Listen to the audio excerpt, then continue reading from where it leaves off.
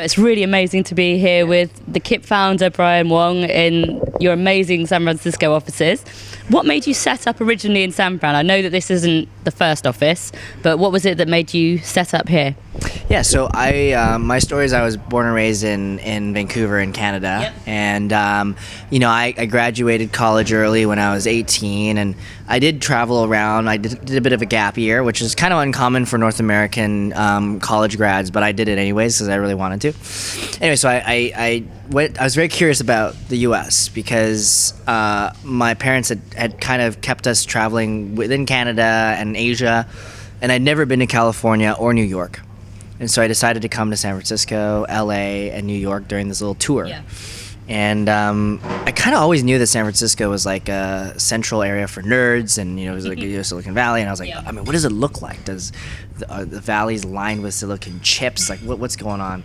And then I noticed after coming down here that really this was a place to be. It was lots of people who understood me or spoke the same language, and it was a lot more efficient because I didn't have to repeat myself all the time. And so I was like, this would be a great place to start a career.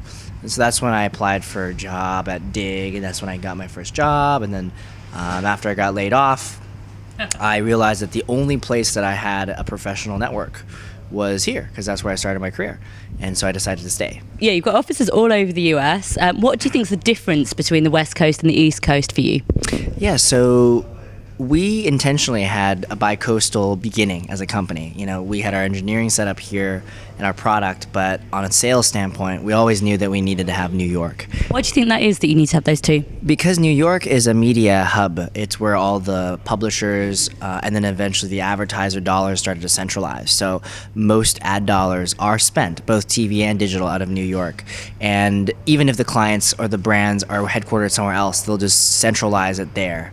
And that's also where the media infrastructure is built, and that's also where the best talent for selling media also comes from. So I think having that DNA of both product, consumer first, technology, user experience here, and then media, advertising, sales out there helped us get the best of both worlds. Yeah. Fab. Okay, yeah, because there's a few other companies I've spoken to say they've got their sales out on that side. How do you think that since you've set up, San Francisco has developed? Like, has it changed since then? I mean, absolutely. I mean, we raised our first round in 2010, and that was right during the original seed financing boom. And that was really the new cycle, right? So there was a correction, a very large one in 2008. And that was a new cycle, and then we're now back up to here. So we're kind of at the peak of, if not the start of the decline of this cycle. And a lot has changed. Everything from real estate to talent access to egos to tastes to areas of the city that are developed to rent to, you name it. Everything has changed quite significantly. What about Silicon Beach, the area of LA that they're talking about? Do you think that's the thing? Yeah, actually, we have an office in Playa Vista, which is the Silicon Beach, and how does it differ from here, would you say, in the scene? I think it reminds me a lot of San Francisco, 5-6 years ago, which is even then, actually I should say it was very different, because even 5-6 years ago there's already a huge amount of entrepreneurs that had gone through a couple cycles, because everything kind of started here, at least from a venture capital standpoint. And then in LA, I think what you have is a smaller pond. Even if you're a small fish or a medium-sized fish, you could still be very much so noticed. Yeah. Community is very tight-knit.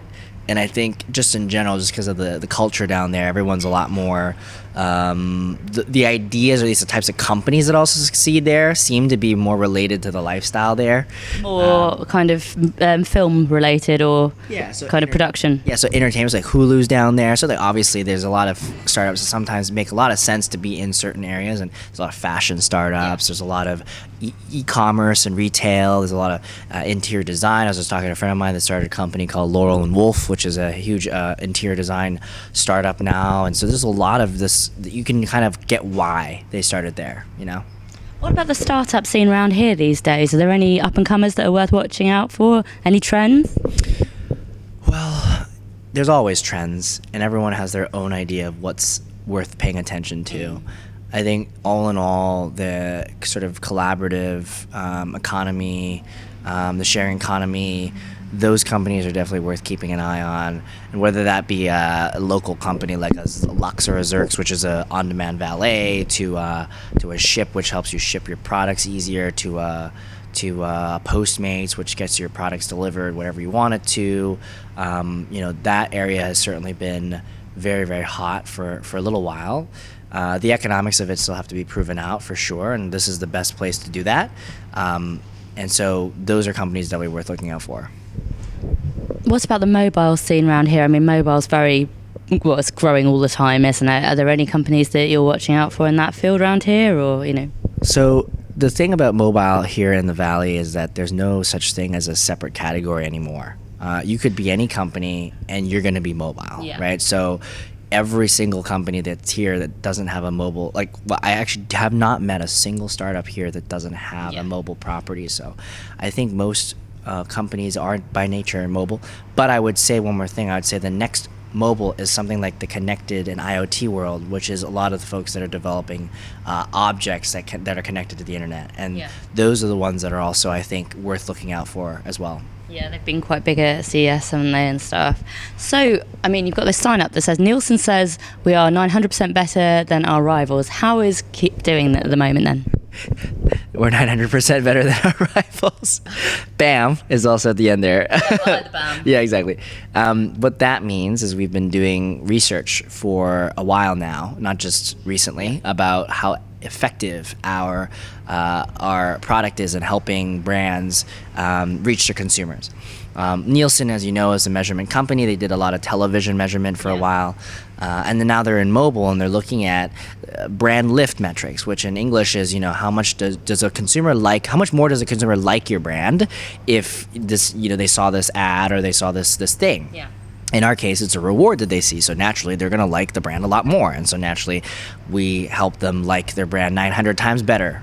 So that's 900% better. Sorry, so that's always a good thing. So Kiip at the moment is growing, 50% quarter over quarter by revenues. We're very happy that the word moment, our moments, has entered into the mainstream advertising vernacular. Now, what that means is a lot of brands are realizing that consumers are actually living their lives through a series of moments. And so when it comes to their advertising, they should also be there during the moment. And, in the moment, all these things are all very normal phrases that we use just in how we've lived our lives in more serendipitous ways.